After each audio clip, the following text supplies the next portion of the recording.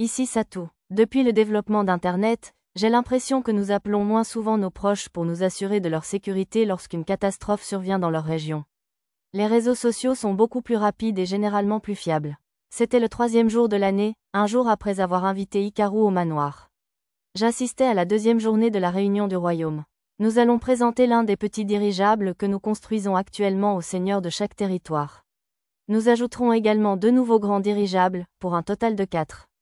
L'un des nouveaux vaisseaux empruntera la route du Nord entre la ville de Seriou et la capitale royale, tandis que l'autre effectuera un circuit circulaire autour de chaque grande nation.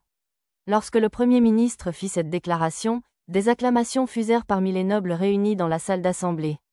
Étaient assis dans la salle, le roi, les seigneurs féodaux, la haute noblesse, dont moi-même, les ministres et autres hauts fonctionnaires. J'étais posté avec mademoiselle Nina derrière le comte Munot, faisant partie de son entourage. Le vaisseau de la route du Nord entrera en service dans 3 mois, tandis que la route circulaire prendra 6 mois. Ces nouveaux ajouts dynamiseront assurément les échanges de personnes et de biens au sein de notre grand royaume. Il annonça ensuite que les nouveaux moteurs de ces dirigeables avaient été fournis par Nanashi le héros. La moitié des petits dirigeables et du grand dirigeable de la route du Nord étaient en construction au chantier naval royal, tandis que l'autre moitié et les réparations du grand dirigeable de la route circulaire étaient effectuées au chantier naval de la compagnie Eshigoya. Le dirigeable désigné pour la route circulaire était celui que nous emmenions de Labyrinth City à la capitale royale lorsqu'il a effectué un atterrissage d'urgence à proximité. Une fois les petits dirigeables terminés, ils seront distribués dans l'ordre suivant. La route orientale actuellement desservie reliait le duché d'Ugosh, le marquisat de Ganika et la capitale royale. La route occidentale reliait le duché de Vistal, le marquisat d'Eluette et Selivra de Labyrinth City. La nouvelle route du Nord établirait une liaison directe entre la capitale royale et le comté de Seriou, où un labyrinthe était récemment apparu. De petits dirigeables seraient donc distribués à tous les seigneurs féodaux, à l'exception des 2 ducs, des 2 marquis et du comte Seriou mentionnés précédemment. L'ordre de distribution était déterminé par la somme d'argent que chaque nation contribuait au royaume. Nous sommes donc derniers. Mon don des « oui fine » me permit de percevoir une grogne amère du jeune seigneur du comté de l'Esso. La perte récente de leur capitale et de leur ancien seigneur, suite à l'attaque surprise d'un démon intermédiaire, ainsi que d'un tiers de la population et de la plupart des hommes d'État, n'arrangeait probablement rien. Pire encore, ils n'avaient exterminé que la moitié de l'armée monstrueuse que le démon avait rassemblée, envoyant tant de réfugiés vers la capitale royale et les territoires voisins que la situation commençait à poser problème. Puisque l'ancien comte Lesso avait réduit Tifalisa et Nero en esclavage criminel pour une raison répugnante, je ne pouvais me résoudre à sympathiser avec ce comte Lesso. Nous annoncerons ensuite les quantités de noyaux des labyrinthes à distribuer à chaque nation. L'allocation des ressources semblait devoir provoquer toutes sortes de querelles, mais personne ne se plaignit ni n'objecta lorsque le Premier ministre lut les chiffres. Peut-être avait-il déjà négocié à l'avance. Non, attendez, quelqu'un exprima une objection. Couper l'approvisionnement de notre territoire pendant 1 an ? C'est scandaleux. Nous ne pourrons jamais reconstruire dans de telles conditions. C'était le même jeune seigneur qu'auparavant. Le comte Lesso paraissait désespéré tandis qu'il suppliait le roi et le Premier ministre. J'ignorais comment ils utiliseraient les noyaux pour la reconstruction, mais il était visiblement mécontent qu'ils aient décidé de redistribuer ce qui aurait dû être les noyaux de son comté aux chevaliers envoyés dans le duché de Vistal et le comté de Munot, en pleine convalescence. À bien y réfléchir, mademoiselle Nina m'a bien dit qu'avant l'attaque, l'ancien comte Lesso avait non seulement échoué à obtenir le soutien de ses confrères seigneurs et nobles avant la réunion du royaume, mais qu'il s'était même attiré l'animosité de nombre d'entre eux. J'imagine que c'est ainsi que son successeur s'est retrouvé mis à l'écart. Les adultes rusés ont ramené le jeune comte Lesso à sa place, et la réunion est passée au sujet suivant. Parmi ceux-ci figurait la reconstruction de la capitale royale, pour laquelle la compagnie Eshigoya avait été chargée de fournir les matériaux, la gestion de la rébellion dans le duché de Vistal, et enfin, le comte Seriou a discuté de la date à laquelle le nouveau labyrinthe de la ville de Seriou commencerait à se développer sérieusement et à demander des investissements. La plupart des sujets n'ont nécessité qu'une vérification des faits et n'ont pas occupé beaucoup de temps. Les nobles semblaient avoir déjà posé les bases et négocié ces points avant la fin de l'année. La réunion se poursuivit par une courte pause déjeuner, et lorsque les nobles présents commencèrent à paraître fatigués, la fin était en vue. Ceci conclut la réunion du royaume d'aujourd'hui. Si quelqu'un a des objections aux points abordés aujourd'hui, veuillez vous lever. Le Premier ministre, qui dirigeait la réunion, conclut par le traditionnel discours de clôture. J'avais entendu dire que personne n'avait soulevé d'objection à ce stade depuis 30 ans. Du moins, jusqu'à ce que le jeune homme assis parmi les seigneurs féodaux se lève. Jeune maître, veuillez vous asseoir. Lâchez-moi. Voulez-vous que notre peuple continue de souffrir? Se débarrassant brutalement de l'assistant qui le suppliait doucement de s'asseoir, le jeune seigneur fusilla le premier ministre du regard. Comte Lesso, n'est-ce pas? Alors, exprimez votre objection. La voix intimidante de baryton du premier ministre fit trembler le jeune comte. Alors, je le dirai. Veuillez reconsidérer la distribution des noyaux sur notre territoire. Malgré son expression déterminée, le tremblement de sa voix atténuait quelque peu l'impact. Je crois que nous sommes parvenus à un consensus sur ce point lors de la réunion de ce matin. Le Premier ministre prononçait chaque mot avec une précision cinglante en s'adressant au comte. Le comte Lesso paraissait mécontent, fermant la bouche et baissant les yeux. Soit dit en passant, les noyaux en question étaient un matériau essentiel à la fabrication d'outils magiques, à la préparation de potions, à l'alimentation des fours magiques des mines et des points de téléportation, etc. Cependant, je ne dirais pas qu'ils étaient essentiels à la vie quotidienne. Dans une ville, toute la puissance magique nécessaire provenait d'une source de mana, le cœur de la cité. À moins de posséder un appareil magique comme le four à mitril de Boulevard City, qui consommait autant d'énergie magique que l'eau, une ville ne devrait pas avoir besoin d'une grande quantité de noyaux. De plus, ceux distribués dans ce cas précis provenaient uniquement de Labyrinth City. Les noyaux récoltés sur les monstres de chaque territoire étaient laissés à la discrétion du seigneur. S'il n'en avait pas assez, il pouvait simplement chasser les monstres sur leur propre territoire. Bien sûr, cela ne fonctionnait que si l'on disposait d'une armée suffisante. Ce dont votre territoire a besoin, c'est de rétablir la sécurité publique, n'est-ce pas? Les noyaux destinés à votre comté seront donnés aux chevaliers du royaume envoyés au duché de Vistal pour alimenter les fourneaux qui alimentent leurs points de téléportation. En échange, les chevaliers aideront à exterminer les monstres infestant votre comté afin de rétablir la sécurité sur les routes principales. Vous avez également accepté ce plan, n'est-ce pas? Eh bien, maintenant je devine les motivations du Premier ministre. Sa priorité absolue doit être d'assurer la sécurité des routes principales du comté de Lesso. Et aux frais du comte Lesso, qui plus est. Géographiquement parlant, si les routes centrales traversant le comté de Lesso n'étaient pas sûres, les voies de ravitaillement des chevaliers chargés de réprimer la rébellion dans le duché de Vistal seraient compromises. Ils devraient alors emprunter les routes vallonnées du marquisat d'Eluette, à l'ouest. De plus, si les routes centrales n'étaient pas sécurisées, le commerce entre la capitale royale et le nord du royaume en serait affecté. Ce n'était là que mon estimation, d'un point de vue militaire et économique, mais j'étais prêt à parier que j'avais raison. Et apparemment, le comte Lesso était le seul à ne pas s'en rendre compte. HMPH, il dit vouloir reconquérir son territoire, mais je parie qu'il essaie juste de relancer ses mines pour faire du profit. Le comte Zetz grommela bruyamment pour que tout le monde l'entende. À en juger par l'air renfrogné du comte Lesso, il avait dû viser juste. Le vieux Zetz est tellement immature, marmonna Nina à côté de moi. Elle m'expliqua que le comté de Zetz était voisin de celui de Lesso et qu'elle était probablement mécontente des désagréments qu'il causait. Puis elle expliqua également le plan du comte Lesso. Il a probablement raison sur ce que le gamin prépare, cependant. J'imagine qu'il aimerait que sa famille et ses serviteurs en profitent et prennent l'avantage sur les autres nobles de son territoire. Comme je l'ai déjà dit, envoyer les chevaliers éliminer les monstres le long des routes aura certainement plus d'impact sur la restauration du comté que de fournir des noyaux magiques. À quoi servirait de fournir des noyaux à vos mines et à vos fourneaux sans garantir la sécurité de votre peuple? Ignorant le comte Zetz, le Premier ministre s'adressa au comte Lesso d'un ton doux mais réprobateur. Alors mon territoire peut vous prêter nos noyaux. Le comte Lesso se redressa, plein d'espoir, mais son visage s'assombrit à nouveau en voyant qui parlait. Ce n'était autre que le duc Vistal. Et en échange, les chevaliers pourront traverser votre comté et se consacrer en priorité à réprimer la rébellion dans le nôtre. Mais, quel est le problème? Je vous offre les noyaux que vous vouliez. Le comte Lesso trembla sous le hurlement de rage du duc Vistal. Ses vassaux et quelques nobles de souche l'imitèrent, raillant et hurlant. Ça suffit, Vistal. Le Premier ministre intervint pour réprimander le duc Vistal et ses complices. De toute évidence, la réunion du royaume n'allait pas se terminer de sitôt. Génial, génial. Après avoir quitté le comte Muno et ses compagnons au château royal, j'étais dans une calèche descendant la rue principale en direction de notre manoir royal lorsque j'ai remarqué un point bleu sur mon radar zoomé. Au début, j'ai cru que c'était un membre de mon groupe, mais je me trompais. En me penchant par la fenêtre, j'aperçus une mèche de cheveux blonds ensoleillés. Je pensais que c'était quelqu'un à Labyrinth City, Zena. Je sautai de la calèche et lui fis signe. M'apercevant de loin, Zena passa les rênes de son cheval dans les mains d'une collègue et accourut. Est-ce ça tout? Je suis si heureuse que tu sois saine et sauve. Dès qu'elle me rejoignit, elle me serra de toutes ses forces dans ses bras. Ses mains tremblaient tandis qu'elle me serrait fort, répétant « Dieu merci », les larmes aux yeux.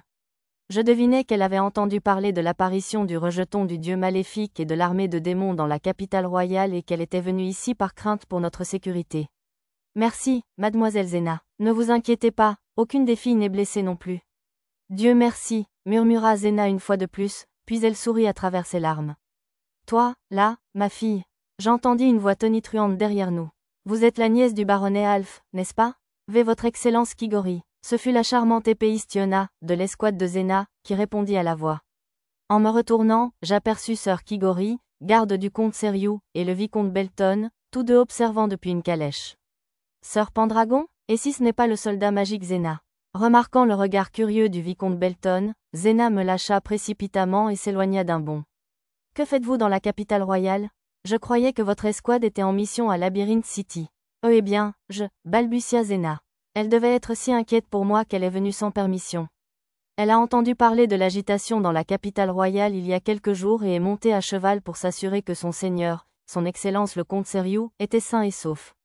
J'utilisais ma compétence « fabrication » pour lui trouver une excuse générique. Désolé de vous avoir interpellé alors que vous étiez en mission, ajoutai-je à Zena, donnant délibérément l'impression que c'était de ma faute si elle s'était arrêtée ici. Ah, c'est bien ça? N'ayez crainte, son excellence est saine et sauve. Étant l'un de ses principaux vassaux, je suis ravi d'apprendre votre loyauté. Le vicomte Belton inclina la tête vers Zena et son escouade. Une nouvelle victoire pour la compétence « fabrication ». J'aimerais vous amener le voir immédiatement, mais malheureusement, il ne peut quitter le château royal pour le moment. Je crains que la seule personne présente dans son manoir royal ne soit ce sire Toriel, un homme coincé. Je vous conseille de tuer le temps jusqu'au soir si vous ne souhaitez pas faire de cérémonie toute la journée. Sur ces mots, la voiture du vicomte Belton reprit sa route. À en juger par le léger sourire aux commissures de ses lèvres, je pense que c'était sa façon d'accorder un peu de répit à Zena et aux autres. Je les ai tous ramenés avec moi au manoir de notre capitale royale. Vous devez être épuisés. Je vais vous préparer un bain et une chambre pour vous détendre. J'ai donné des instructions aux servantes pour qu'elles préparent une suite d'invités et j'ai confié à mon cocher la garde des chevaux de l'escouade de Zena. J'ai entendu dire qu'il y avait eu de gros dégâts le long de la route principale, mais cette zone semble relativement épargnée.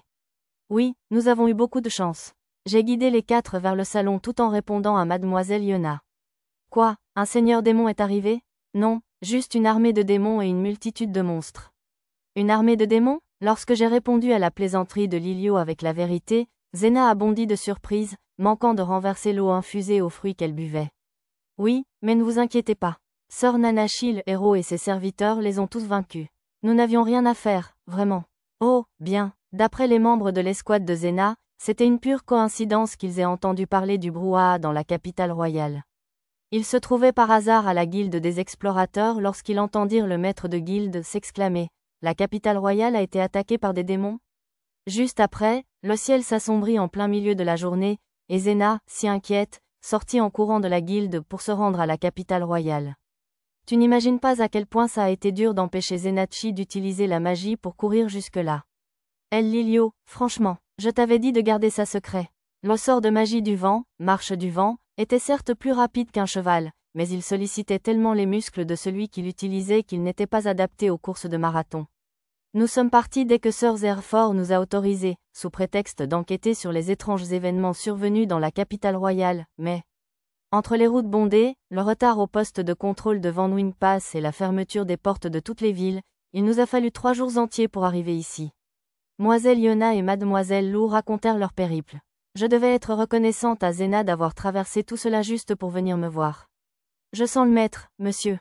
Avec un cri de joie, Pochi entra en sautant par la fenêtre donnant sur le jardin. Dès qu'elle réalisa que j'avais des invités, son visage se transforma en panique, puis se transforma en un sourire en voyant qui était avec moi. Zena, monsieur, contente de vous voir. Tama jeta un coup d'œil à la fenêtre à côté de Pochi. Dites donc, Satou est-il revenu? Pour une raison inconnue, Karina passa la tête entre les deux, ses boucles dorées et sa poitrine magique rebondissant à l'unisson. Tiens, tu vis aussi avec une dame dans la capitale royale? Fais gaffe, Zena. À ce rythme, une autre fille va te devancer.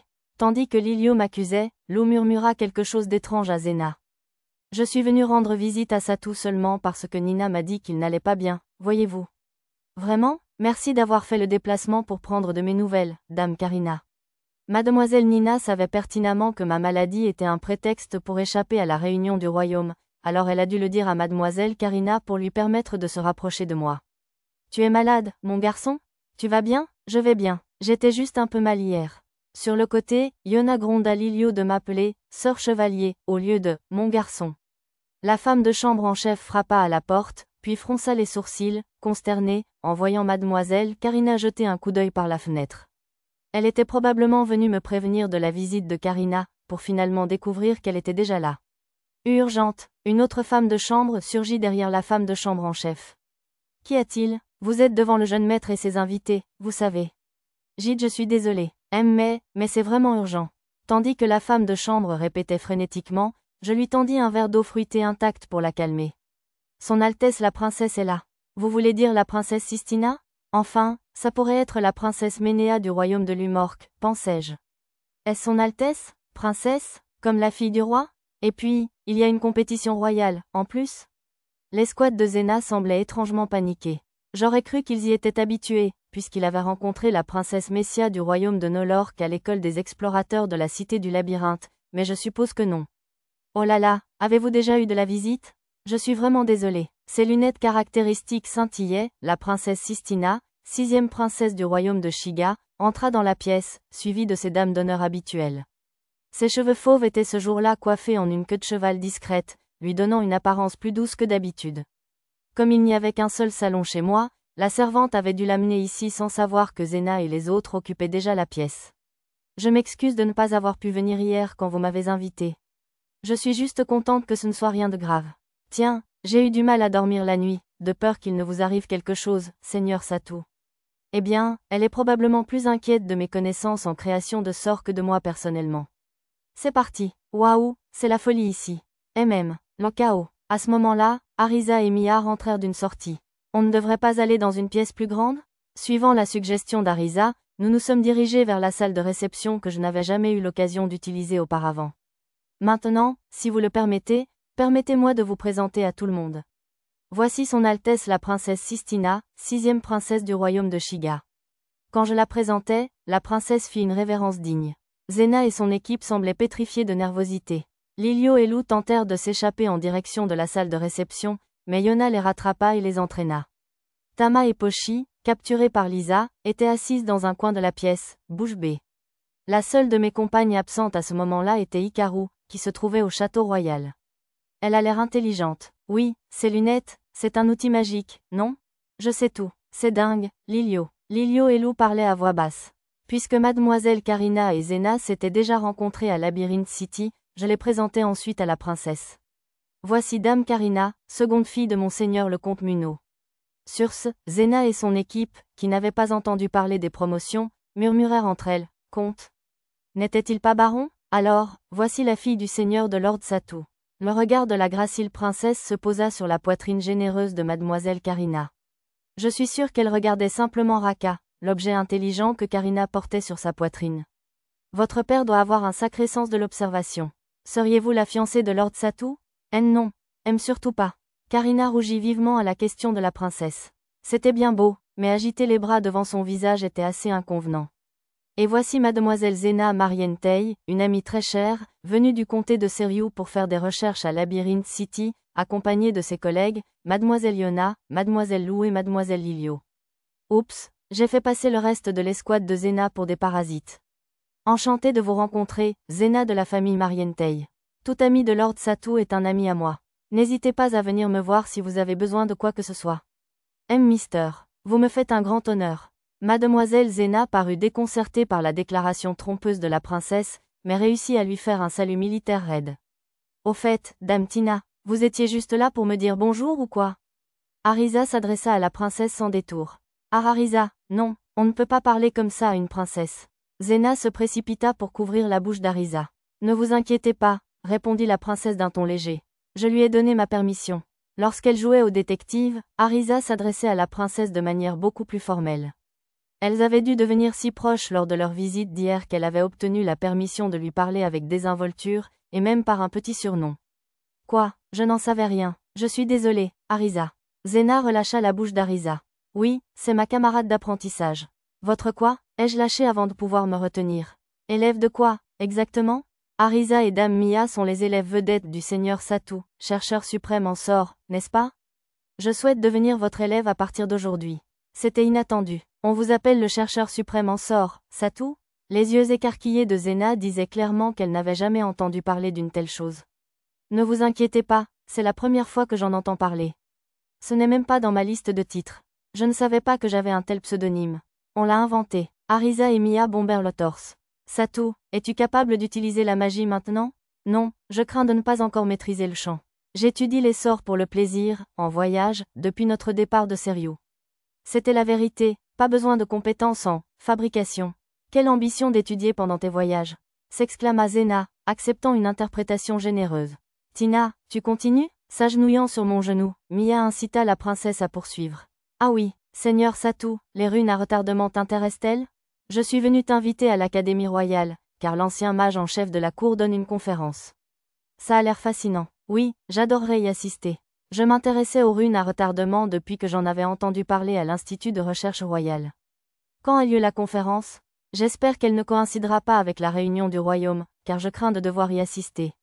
Pas d'inquiétude, c'est le lendemain de la fin de la réunion du royaume. Parfait, je devrais pouvoir y aller sans problème, alors. Je m'occupe des arrangements immédiatement. La princesse sortit précipitamment du salon. Je suppose que c'était tout ce qu'elle désirait. Lady Tina est déjà partie. L'esprit libre. Arisa et Mia revinrent après avoir raccompagné la princesse à la porte, en haussant les épaules.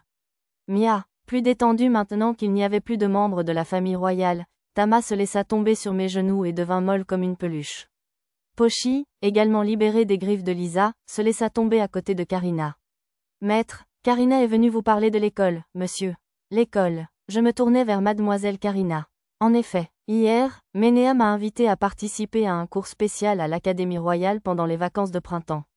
Elle était donc venue pour les mêmes raisons que la princesse Sistina? Mademoiselle Karina, une question. Quel genre de cours spécial exactement? Arisa bondit vers Karina avec empressement. Quel genre? Je crois que Ménéa a dit que c'était une sorte d'audit qui permettait au public de découvrir l'académie. Donc c'est une inscription d'essai, pas juste un cours unique? Oh oui, je suppose. Karina parut alarmée par les questions intenses d'Arisa. Ouais, s'écria Arisa. Alors c'est enfin l'heure de l'arc scolaire. Ça n'avait pas d'importance, mais je dirais plutôt un arc scolaire. Je veux dire, un arc scolaire est presque aussi garanti d'être en cours de réalisation permanent qu'un arc de tournoi ou un arc d'exploration de donjon. Apparemment, en cours, est l'abréviation de « travail en cours », et dans les romans web et les fanfictions, cela signifiait une histoire qui ne serait probablement jamais terminée. Waouh, c'est parti. Arisa, fais attention à tes manières. Alors qu'Arisa sautait sur une chaise et se mettait à chanter, Lulu la tira rapidement vers le bas. Oh, allez, tu ne te rends pas compte qu'on a encore des invités? Je suis tellement. Arisa baissa la tête exagérément tandis que Lulu la grondait doucement. Super boulot de la petite Ménéa, quand même. Si elle n'avait pas cette mauvaise habitude de frimer devant le maître, je l'inviterais plus souvent. Ménéa? Le blabla d'Arisa déclencha une réaction chez Zena. On dirait encore un nouveau prénom de fille. Fais gaffe, Zenachi. Ça suffit, vous deux. Mademoiselle Yona réprimanda Lilio et Lou en taquinant Zena. Dame Ménéa est une princesse du royaume de Lumorque. Une autre princesse? Calmez-vous, Dame Zena. Lisa lui tendit de l'eau fruitée bien fraîche. Votre petit chouchou semble connaître beaucoup de princesses, de généraux et de notables comme lui. On s'est rencontrés par hasard dans la vieille capitale. La princesse Ménéa adore Dame Karina comme une grande sœur. J'expliquais ma relation avec la princesse à Zena par l'intermédiaire de Lilio. Mieux valait peut-être oublier que la princesse Ménéa pouvait être un peu susceptible. Dame Karina, savez-vous en quoi consistent les cours? Demandai-je à Karina, surtout pour changer de sujet. On m'a dit qu'il y en avait de toutes sortes. Des cours de printemps pour les enfants qui vont entrer en maternelle, des cours spéciaux pour les élèves qui veulent s'inscrire à l'Académie royale, des sorties scolaires de printemps, etc. Mademoiselle Karina déposa une liasse de papier contenant des informations complémentaires sur la table. Arisa jeta un coup d'œil par-dessus mon épaule. Il y en a vraiment de toutes sortes. Si on excellait dans le cours de sortie scolaire, on pouvait obtenir une exemption des examens d'entrée, voire une bourse. Il y avait aussi d'autres conférences et démonstrations spéciales, comme celle à laquelle la princesse Sistina m'avait invité. Pochi veut y aller, monsieur. Tama aussi? Sans surprise. Maître, il y aura beaucoup de larves dans les classes de maternelle, je vous le signale. Nana semblait très enthousiaste. Intéressée. Oui, la conférence sur les runes à retardement dont Dame Tina a parlé a l'air amusante, et il y a plein d'autres cours qui ont l'air sympas aussi. Je vais essayer. Et toi, Lisa? J'accompagnerai les autres. Lisa ne semblait pas aussi intéressée par les conférences qu'elle s'inquiétait pour Tama et Pochi. Il n'y a pas de cours de cuisine, si? Ils ont un cours pour jeunes filles qui ressemble à un cours d'économie domestique. Peut-être qu'il y a aussi des cours de cuisine? J'ai parcouru les feuilles pour répondre à Lulu. Tama et Pochi avaient des cours avec leurs professeurs particuliers, mais ça ne devrait pas poser de problème si on les programmait en même temps que les cours de l'Académie royale. Des cours des 8 de Shiga? Waouh! C'est une école pour gosses de riches. Tandis que mademoiselle Yona lisait les notes des cours spéciaux, Lou poussa un cri d'excitation. Les professeurs étaient le 7e des 8 épéistes de Shiga, Monsieur Haim, l'herbe, et le 8e, mademoiselle Ryuona, la coupeuse d'herbe. J'adorerais apprendre l'escrime avec eux, ne serait-ce qu'une fois. Ouais, je parie qu'ils sont incroyables. Yona et Lou soupirèrent d'envie. Oui oh oui, Haim est incroyable, monsieur. Tama hocha la tête, et Pochi se vanta fièrement. On dirait que tu le connais. Tama et Pochi ont beaucoup appris de Monsieur Haim, monsieur. Tama et Pochi hochèrent la tête vers Lou. Ouais, c'est vrai, ce serait le jour J, Lilio et Lou n'y croyaient pas le moins du monde, malgré leurs protestations. Ce qu'ils disent est vrai. Quand on a été invité à la caserne des chevaliers sacrés, Monsieur Haim a eu la gentillesse de les instruire. Quand j'ai confirmé, ça a provoqué une réaction stupéfaite non seulement chez Lilio et Lou, mais aussi chez Zena et Yona. Était-ce si difficile à croire? Je suis de retour. Qu'est-ce que j'ai raté? Mademoiselle Mito. Quand Hikaru a fait irruption joyeusement dans le couloir, Zena a sursauté avec un cri de surprise. Oh, t'es la copine de l'ex-petite amie de John. Ne m'appelle pas son ex-petite amie, a grommelé Lilio en détournant le regard. J'avais oublié que Zena et son escouade avaient dit avoir combattu aux côtés d'Hikaru non pas une, mais 2 fois en route vers Labyrinth City. Qu'est-ce qui ne va pas, Lilio? Lilio scrutait Hikaru. Il n'est pas avec toi? Qui? Ah, tu veux dire Johnny? Lilio hocha la tête sans regarder Hikaru directement. Désolé, je ne l'ai pas revu depuis notre séparation dans le comté de Zetz. Je t'ai eu. Je me demande s'il est avec ses filles au gros sein, alors. Cette fois, Lilio jeta un coup d'œil à Nana. Si tu parles de mes sœurs, elles s'entraînent dans la forêt de Bolénan, je te le déclare. La forêt de Bolénan? Tu ne veux pas dire. Au village des elfes, j'ajoute. Sérieusement? S'exclama Lilio. Waouh! Je suis stupéfait que tu aies réussi à convaincre ces elfes distants de laisser entrer des étrangers comme ça. Hikaru me regarda avec admiration. Les elfes du village étaient si amicaux que j'en oubliais que leur race avait la réputation d'être réservée. Est-ce ça tout? Qui est-ce donc? Mademoiselle Karina se blottit derrière moi et me tira par la manche. Elle s'appelle Mito, maître en magie pratique. Mito, voici Dame Karina, fille de mon employeur, le comte Muno. La première phrase s'adressait à Karina, la seconde à Hikaru. Enchantée. Oh oui, tout le plaisir est pour moi, j'en suis sûre. J'ai vaillamment fait semblant de ne pas entendre Hikaru murmurer quelque chose comme « Ces trucs sont énormes ». Je parie que mon Ichiru les adorerait. Tu n'es pas la fiancée de Satu, si? La fiancée de Satu? La question maladroite de Karina provoqua chez Zena un cri de désarroi. Non, pas du tout. Je m'empressais de démentir cette fausseté. Mon bien-aimé est un ami de Satu. Il a disparu, voyez-vous. Satu a eu la gentillesse de me laisser rester ici jusqu'à ce que je le retrouve. Oh, c'est tout, dit Zena d'un ton beaucoup plus enjoué. Je suppose qu'elle ne comprenait pas ce que Hikaru faisait là. Karina laissa échapper un soupir de soulagement. Vous savez, vous et mademoiselle Mito vous ressemblez beaucoup. Si, je parie qu'ils viennent du même pays. L'escouade de Zena murmura entre elles. John, l'ex-petit ami de Lilio, avait visiblement dit de Mito qu'il l'avait recueilli dans des ruines. Ni l'escouade de John ni celle de Zena ne semblaient se rendre compte qu'Hikaru était en réalité le roi ancestral Yamato, dont on disait qu'il dormait dans ses ruines. Une servante murmura à l'oreille de Lulu, qui se tourna vers moi pour me demander « Que faisons-nous pour le dîner, maître ?» Je suis sûre que mademoiselle Zena et ses compagnons sont fatigués de leur voyage. Je devrais peut-être préparer quelque chose de plus doux pour l'estomac que l'ozushi?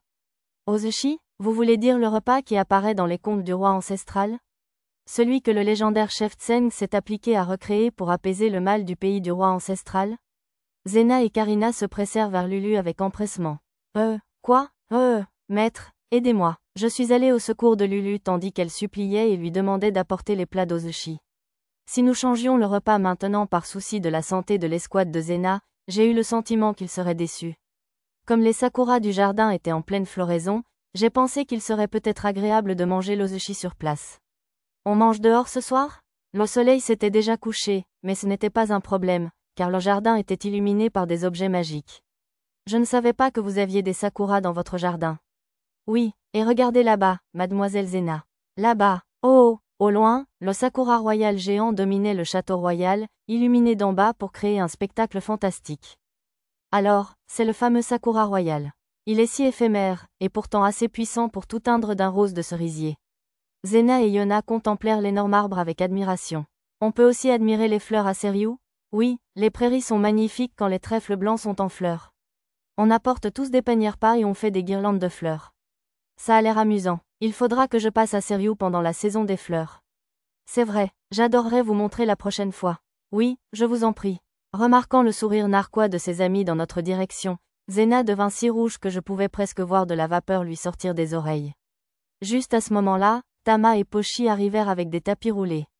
Ruggy, on est les tapis de passage, monsieur. Elles étalèrent les tapis moelleux dans le jardin. Naturellement, elles se mirent à se rouler et à jouer dessus jusqu'à ce que Lisa les gronde. Ils sont si doux, et grands, en plus. C'est quoi cette fourrure? On a eu ces peaux d'un mètre de zone de la strate intermédiaire du labyrinthe, un tigre ancien laineux. Zena cligna des yeux lorsque Lisa répondit à sa question. C'est cette fourrure vient d'un mètre de zone? Exact, je confirme. Elle est plutôt agréable au toucher, oui. D'accord. Nana et Mia hochèrent la tête, caressant doucement la fourrure. Le dîner est prêt, tout le monde. Lulu sortit avec les servantes, servant des boîtes à plusieurs étages remplies de nourriture aux sushi. La soupe aux unis de ce soir était celle au bouillon clair et au mochi grillé. C'est donc de l'ozushi. Quel festin, je n'ai jamais vu de tel plat. Putain, Zena, Lilio, Yona et Lou murmurèrent leur admiration. Karina, le rôti de bœuf est délicieux, monsieur. Le homard est délicieux aussi. Pochi et Tama s'assirent de chaque côté de Karina et commencèrent à lui servir leur plat préféré. Madame Zena, si je peux me permettre, permettez-moi de vous servir. Merci, Lisa. Lisa empila la nourriture dans l'assiette de Zena avec une expression intense. Elle n'avait pas inclus son Boudara adoré dans la première portion, peut-être réalisait-elle que c'était trop difficile pour certains humains. Vous avez de la chance d'être servi par la grande baronne Kishrishigarsa, plaisanta Arisa. Baronnet Kishrishigarsa, c'est le nom de famille et le rang de Lisa, à ce que je vous rapporte, répondit Nana. Hein, une baronnet à écailles d'orange? La question interloquée de Zena fut couverte par les exclamations de son équipe. Seulement grâce à l'entraînement du maître. Lisa avait une expression froide, mais sa queue frémissait d'avant en arrière. Elle devait être fière. On dirait que votre vassal vous a devancé, mon garçon. Lilio, ne soyez pas impoli. Gronda Zena. Tout va bien, mademoiselle Zena. Sir Pendragon a sans doute été promu lui aussi. J'acquiesçais d'un signe de tête, confirmant l'assurance d'Yona. Félicitations, Satou. Zena frappa dans ses mains. Mec, tu es devenu encore plus chic, hein? C'est quoi cette fois, un baronnet honoraire? Ou même permanent? Permanent, oui, un vicomte, en l'occurrence. Vicomte? Toute l'escouade de Zena halta à ma réponse. T'étais vicomte maintenant, Satou? Un vicomte? Du calme, Zena. C'est un vicomte, tout comme le vicomte Belton, maintenant. Yona tenta de rassurer Zena. Est-ce Satou? Seigneur vicomte. Tu peux continuer à m'appeler par mon nom. Tant qu'on n'est pas à une cérémonie officielle, traite-moi comme d'habitude. C'était un peu blessant d'être traité de façon formelle par un ami. Dis donc, les explorateurs de Mithril, c'est autre chose. On devrait peut-être viser à battre un maître d'étage, aussi? Ne sois pas ridicule. Oui, Yona a raison. Ce serait une mission suicide pour nous. Yona et Lou secouèrent la tête à la blague de Lilio. Maître et Lisa sont spéciaux, c'est tout. Arizari, nous autres, on vient de devenir chevaliers honoraires. Spécial. Eh bien, c'est évident dans le cas du maître, non? Elisa a été défiée en combat par Monsieur Juleberg, le chef des 8 Shiga, et elle a fini par gagner. Elle a gagné? Zena et ses amies semblaient toutes stupéfaites. Juleberg, comme dans L'Inarrêtable. C'est vrai, Nana a aussi combattu Relus, l'utilisateur du bouclier sacré, et Maître a affronté des candidats aux 8 Shiga, etc. Arisa me connaissait bien, si l'on en juge par le fait qu'elle avait omis de parler de mon combat contre Monsieur Gwen. À ce rythme, j'avais peur que des gens comme Lilio et Lou répandent des rumeurs à Labyrinth City selon lesquelles j'étais nominé pour les 8 Shiga, alors j'ai changé de sujet pour me concentrer sur eux. Ils ont dit qu'ils travaillaient actuellement à l'agrandissement du terrain de chasse avec les diplômés Pandra de l'école des explorateurs. Et nous faisons tous la même tournée quotidienne que Lisa, enfin, son Excellence la Baronne. Dame Zena, veuillez continuer à m'appeler simplement Lisa. C'est grâce à vous qui avez risqué votre vie pour me protéger que je suis ici aujourd'hui. Oh oui, madame, si possible, ne soyez pas trop formelle avec moi non plus. Zena m'a regardé d'un air incertain face à la demande de Lisa. Tant que ça vous va, n'hésitez pas à accepter. D'accord. Je le ferai tant que nous ne serons pas en public, alors. Lisa parut soulagée par l'assentiment de Zena. Alors, vous avez joué sur scène avec un maître musicien, Dame Mia? C'était sympa. Pendant ce temps, Yona et Mia discutaient, une combinaison inhabituelle. Vous vous entraînez encore ici, les enfants? Oui, oh oui. Tama s'entraîne dans un atelier de sculpture, en fait. Regarde, cette statue de pomme d'amour rêveuse, là-bas, c'est sa dernière œuvre. C'est pas vrai, c'est toi qui l'as faite? C'est dingue, ils vont la présenter à un concours. Sérieusement? C'est génial, mon petit. Niehh. Lou et Lilio ont couvert Tama d'éloges. Pochi écrit aussi des romans, monsieur. Pochi a sorti une épaisse liasse de papier de son cahier des fées et l'a montré à Karina. Un récit d'aventure, hein? Plutôt impressionnant. J'apprends aux enfants de l'orphelinat à fabriquer des poupées, je vous l'annonce. Nana a sorti une poupée de son propre cahier. T'es très mignonne, a commenté Hikaru. Madame, enfin, Lisa, avez-vous fait quelque chose de nouveau depuis votre arrivée dans la capitale royale? Non, j'ai bien peur que ma lance soit tout ce que j'ai. Allez, ne sois pas si modeste. Les servantes ont dit qu'il y avait un flot incessant de combattants demandant des combats et des instructions de ta part. Apparemment, ils organisaient ces combats dans un champ à l'extérieur de la ville pour ne pas déranger nos voisins. Des candidats Shiga 8 sont vraiment venus aussi? Oui, c'était un bon match. Lisa hocha la tête avec satisfaction. À ce rythme-là, ils pourraient bien t'inviter au Shiga 8 un jour, remarqua Zena avec un sourire. Ils l'ont fait, marmonna Mia. Hein? Le chef l'a déjà invité, clarifia Arisa. Et elle a déjà décliné. Quoi? Toute l'escouade de Zena sursauta de surprise. Ma lance et ma loyauté sont réservées à mon maître. Lisa avait une expression digne. C'est incroyable, Lisa. Pas du tout. J'ai encore un long chemin à parcourir avant d'être à la hauteur du maître. Zena plissa les yeux devant l'humble réaction de Lisa, comme si elle était trop intelligente pour la regarder. On ne peut pas se laisser distancer. Lilio, Mademoiselle Yona, Lou. Après avoir rendu hommage au comte, retournons à Labyrinth City dès demain matin.